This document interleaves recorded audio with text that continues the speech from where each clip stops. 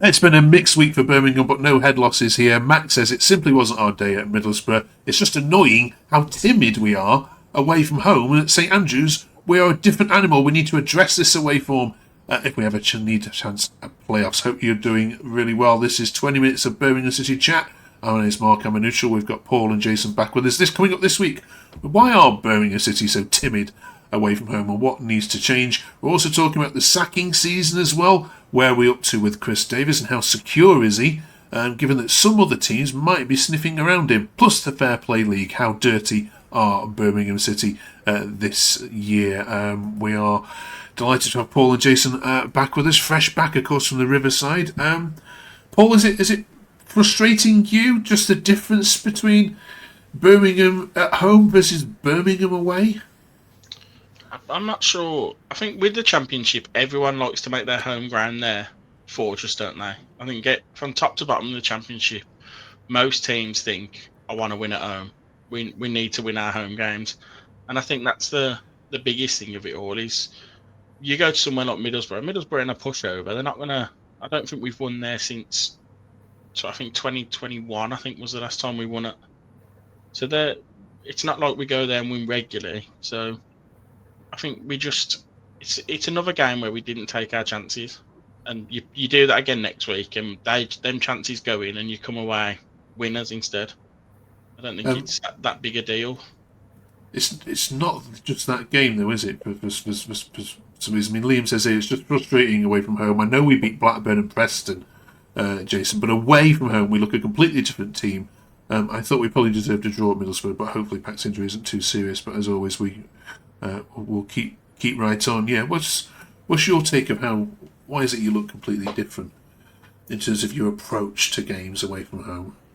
Well, to be fair, the bar, including Boro in the last two games, we've been pretty crap most of the season, home and away. Like it's only the fact that we've got such good home form that we picked up points. To be fair, so I think the away form will come. We've not been great, but I don't think we were bad against Middlesbrough. I thought we were all right. I think you take those chances and Middlesbrough don't score that second goal with like Hackney's weird little flick. I think it's a different game. And like Paul just said, it's Middlesbrough. It's never going to be an easy place to go, whether they're flying or they're near the bottom of the table. It's a difficult place to go. So I'm not too concerned. If we were still playing the way we were playing and not creating a ton, I'd be concerned. But I thought we were all right against Middlesbrough. And it doesn't help that they had a point to prove with the whole Rob Edwards thing. And if they didn't have a point to prove and they had Rob Edwards still there, they were going to be solid. So I'm not going to take too much from it. You move on.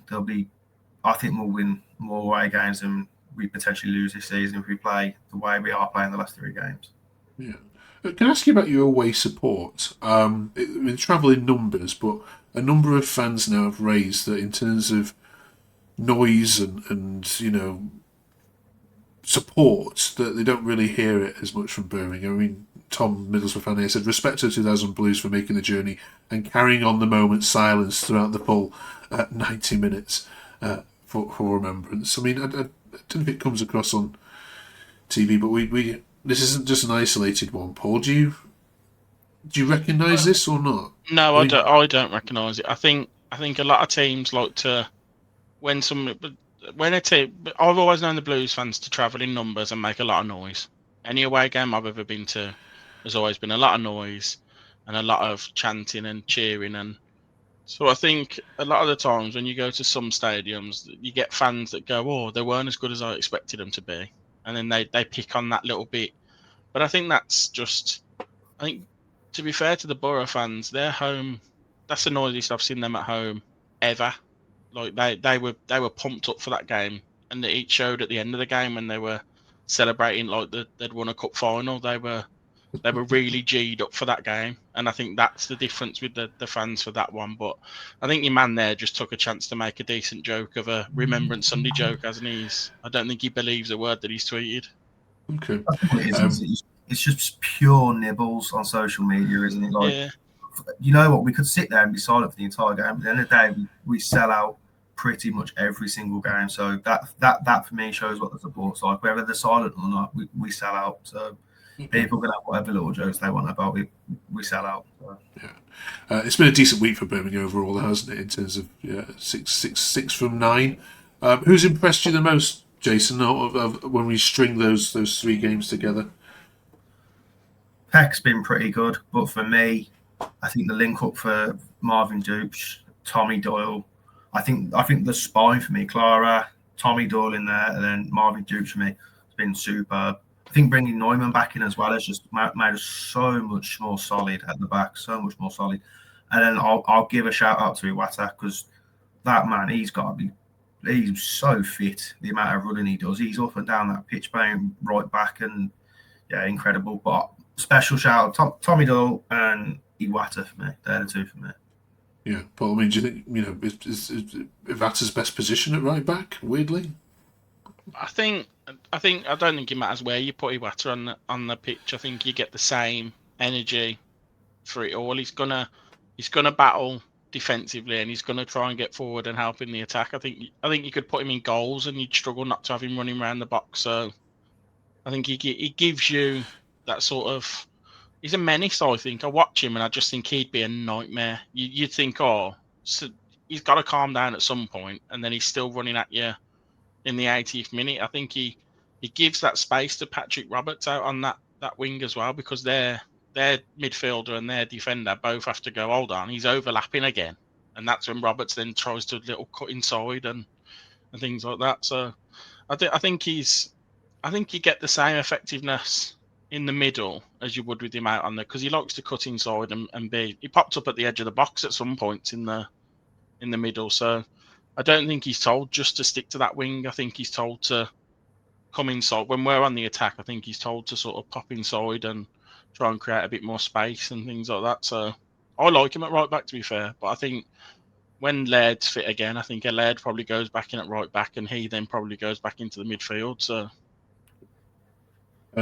this finally on the middle screen, Smithy says, we were playing a club in turmoil without a manager and a team who had to play 60 minutes without a fit centre half. The performance and effort is irrelevant.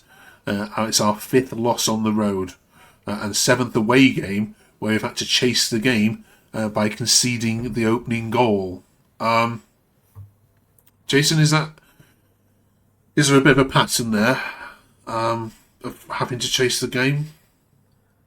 I mean, like I said earlier on, we've been pretty bony most of the season. And like we went at Blackburn, weren't great. Preston, we weren't great. So I get what we're saying, but I just think just be patient now.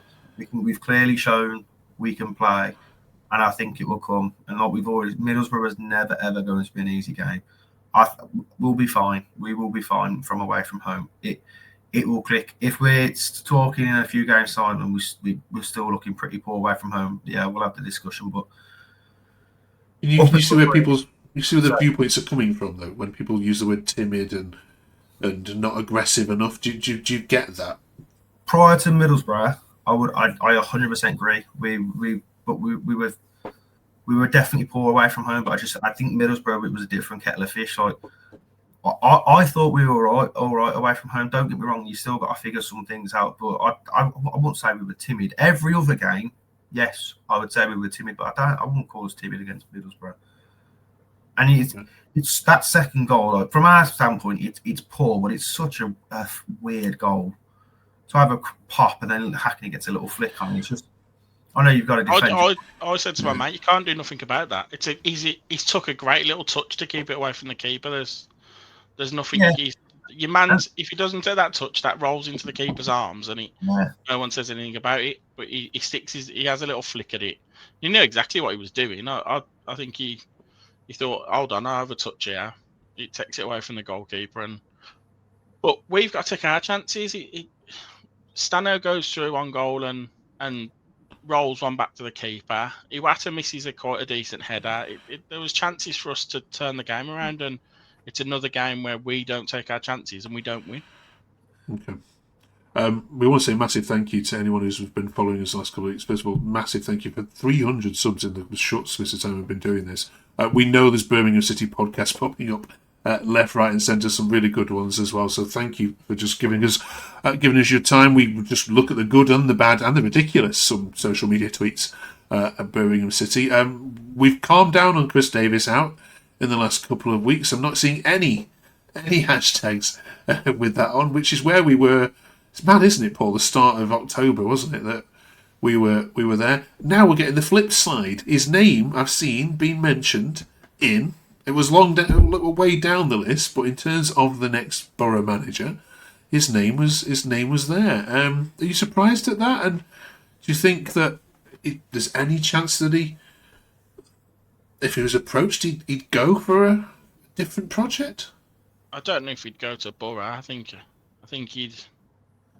I saw that he was linked with a Celtic job at one point, and that worries you a little bit because he's been there before and things like that, and that's a little bit of a step up from us, isn't it? But you want to think that we're going in the right direction, and that we took a chance on him when we were in League One to build something. So you would hope that you get the courtesy back, and that he sees a project and he wants to do something with it. So, yeah, Jason, do you think that his name we're going to see his name mentioned more in these jobs? Is his stock risen? Yeah, I think you'll see his name linked to a lot more jobs because, you've just said his stock's risen and he's shown he's a decent gaffer and he's potentially up and coming and he potentially could be a Premier League manager. I don't think he'd jump unless it's a seriously good job, like a decent Premier. So I don't know, say Brighton or Brentford or someone like that. I think they would probably get him. But I think what people need to realise with Chris Davies is he was sought after before he joined us, and he was very, very careful about who he joined and what he was going to be his first job. So I think he's probably someone that's not going to jump just because someone's giving him a big offer. I think it'd have to be the right fit for him and a good club. So hence why I think if a Brighton or someone like that come knocking, I think we'd lose him then. But if Boro come knocking, I couldn't see it. Definitely couldn't see it. Okay, all right. Let us know what you think, of course, in the comments. Thank you for all your comments, of course, last week on this as well. We'll get the A to Z of Birmingham going on for letter F in a second. We're also looking at for F. We're looking at the Fair Play League. Now, Birmingham have notoriously been usually at the top of this. Where do you think you are currently in this one, Paul? Based on what you've seen. I'd say random at the middle somewhere, lower half maybe. I don't think we're a dirty team or anything like that, and I don't think we've picked up many cards and stuff. Now Robinson's not getting a game, we might have even less cards. Well, I was going to say, without the two red cards, you would have been six, the sixth nicest team to play against. But obviously, those red cards put you in mid-table. Yeah, I mean, have you seen Jason aside, that I mean, you've got tackles in you. We've seen that, but have you seen a side that maybe you want to see a bit more of that dark arts, perhaps? There, was frustrated with how nice Birmingham have been.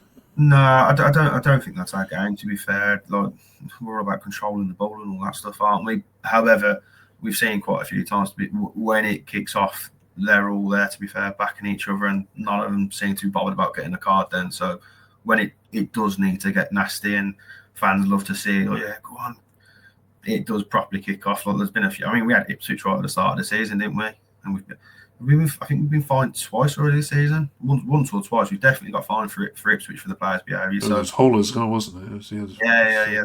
Kicked a ball, so when they need to get nasty, they're definitely there. But we're not a team that purposely fouls people or like targets a player. I don't think we need to be that either, to be fair. Okay. Right. Yes. So the A to Z of Birmingham we've been doing the last couple of weeks. Then, so stay with us. But let's see what these lads have come up with for this. One entry per letter of the alphabet. We're up to F. Then, Paul. What do you want to stick in here? For Sal, I think he's the main one. Yeah. Good player on his day, wasn't he? That's in a classic team as well. Mikel Sal. Jason. So I was trying to reel people off in my head when I was thinking for F. I was there like Barry Ferguson, Ben Foster, Keith Eye, but I'm surprised when I said it as well. Paul, for me, it's got to be Trevor Francis. Okay. Yeah, Trevor Francis. Yeah, there is the one, the only, isn't there? Paul Furlong was the other one I thought of. I like to think of players that were there about when I was like first watching the Blues. So it's That's why guys sort of Barry Ferguson's Keith Eye was jumping to my head. Paul Furlong and people like that are the players. Mick Arthur Sal, people like that. Okay. Yeah, we have to put Trevor Francis in, don't we, for an A to Z Yeah, but then there's no arguing. Birmingham City, yeah. Otherwise, we are going to, it's going to be quite a fraudulent list. Well, you could do it for the comments and have somebody out, pick somebody else, just so they all go mad in the comments about it. Yeah, that's right. Yeah, well, we will. Right, you two. Cheers. Have a good couple of weeks off then from talking about Birmingham City. When we come back, we've got a couple of Midlands. Games to look forward to coming up. Of course, we've got Norwich, of course, first, and then we're at West Brom, aren't we? We've also got we've got commentary to come as well. So, yeah, we'll be talking about all of that when we come back. Thank you very much for watching. We'll see you on the other side of the break.